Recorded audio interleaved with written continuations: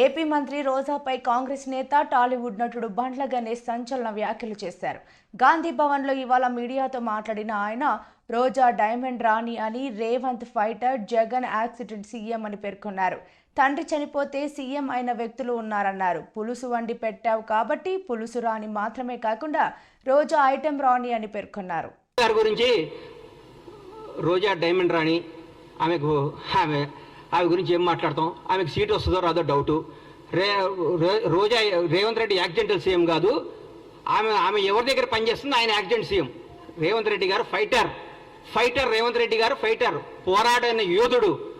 భారతదేశంలో ఇట్లాంటి యోధులు చాలా తక్కువ మంది ఉంటారు. ఈయన యోధుడు. ఈయన పోరాడి కష్టపడి తనేందో నిరూపించుకొని ముఖ్యమంత్రి పదవి తెచ్చుకున్నాడు. యాక్సిడెంటల్ సీఎం అయితే నాన్నగారు చనిపోతేనో, నాన్నగారు వారసత్వం వస్తేనో, ఇంకోటి వస్తేనో నీలాగా పులుసు వండి పెడితేనే వస్తుంది.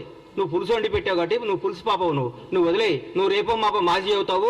ఆ మాజీ ఈ మాజీ కలిసి పెట్టి ఇక్కడ వచ్చి జబర్దస్త్ ప్రోగ్రామ్ చేసుకుంటా, పగల జబర్దస్త్ షూటింగ్, నైట్ పూట ఏమో మాజీలు కలిసి తాజాగా కేజీలు తెచ్చుకొని పులుసు వండుకొని పెట్టుకోను. అంతేగాని మా ముఖ్యమంత్రి అనే స్థాయి నీది కాదమ్మా తల్లి. నువ్వు స్థాయి కాదు. నువ్వు ఐటెం రానివి. నువ్వు ఐటెంలానే ఉండు.